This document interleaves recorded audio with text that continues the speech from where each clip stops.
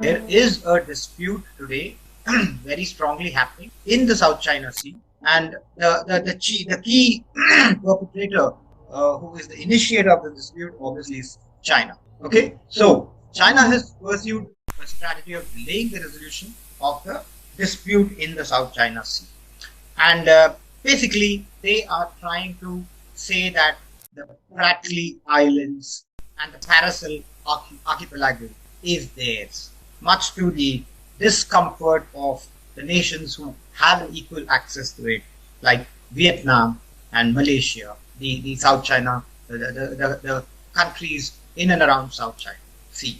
So the delaying strategy that China very cleverly pursues is mainly to prevent the escalation of tension. So at one time he keeps talking about his China's that claim to that area, but then they do it in such a way that it never really heats up to such an extent that people start going all out against them. So very smartly they play a double game. And this was in 1958 that China first linked its claims to a territorial sovereignty and rights also to territorial waters in South China Sea. And the phrase, or how they have phrased it, is China has indisputable sovereignty over the Spratly Islands or the South China Sea Islands and its adjacent. So Paracel Islands also form part of that, claim. Okay. So as a result of China's ratification of the UN Convention on the Law of the Sea, that is the UNCLOS, in 1996, the competition has become, fierce to assert and exercise maritime rights. So they've got to prove that their justification and rights over those islands. So China wants to ensure that it will be able to negotiate from a position of strength. So how does it do this? It keeps, its strategy of pushing nations, bulldozing nations, its belligerence, which you would see in my slides that I'm going to share.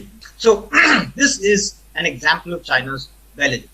2019, Hayang DZ, a giant Chinese survey ship, involved in the standoff with the Vietnamese drilling ship Akuru in Vietnam's EEZ.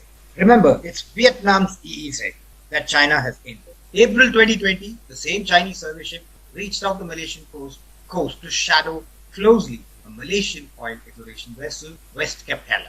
Then, in February 2020, the Chinese ship turned weapon control radar against a Philippine warship. So they are proving their belligerence time and again. 3rd April 2020, the Chinese have sunk a Vietnamese in the Paracel Island.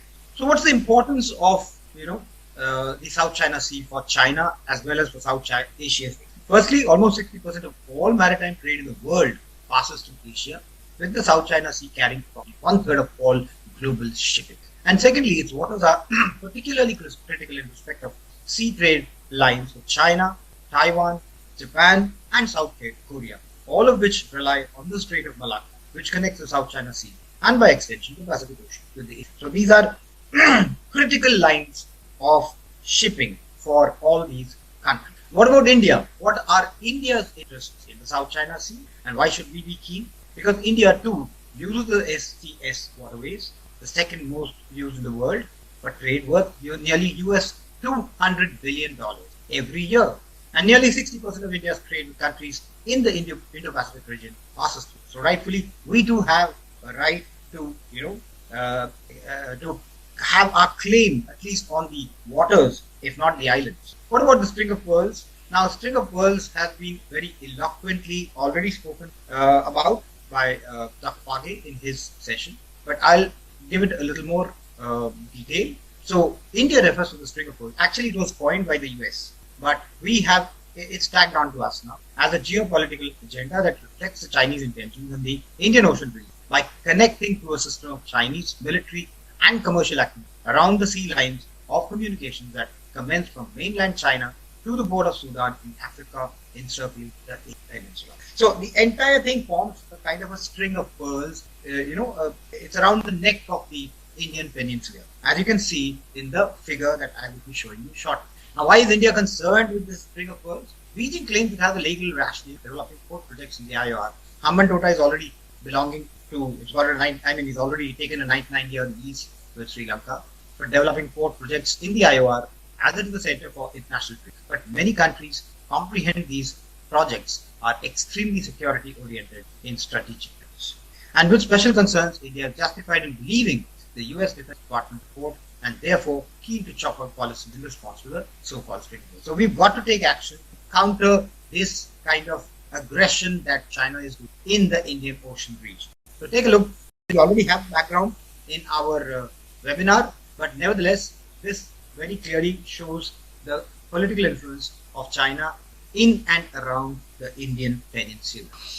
Okay, so Gwadar, Hambantota, then Chittagong, these three, it's already, China's wielding tremendous influence. And then when it continues beyond, it goes right up to South China Sea.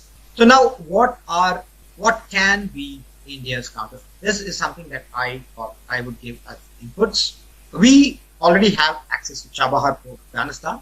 23rd of May is something that we have, been able to get access. We've got ties with Maldives. Now, Maldives, what exactly are the ties? Let me explain to you what exactly the ties are as far as Maldives are concerned. Now, as far as Maldives are concerned, Maldives is a port, in fact, it's a country which is in the Indian Ocean region. And in 2016 April, Maldives and India patched up their differences and signed a crucial action plan on defense cooperation.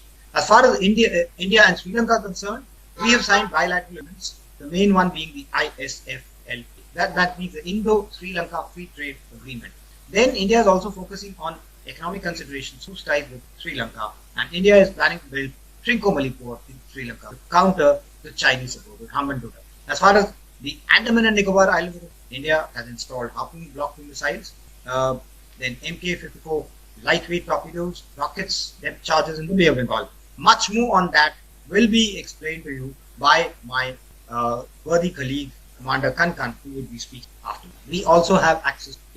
Then India is also planning to provide a proposal to Vietnam on a battleship armed with BrahMos missiles. India is supplying patrol boats under a credit line of $100 million.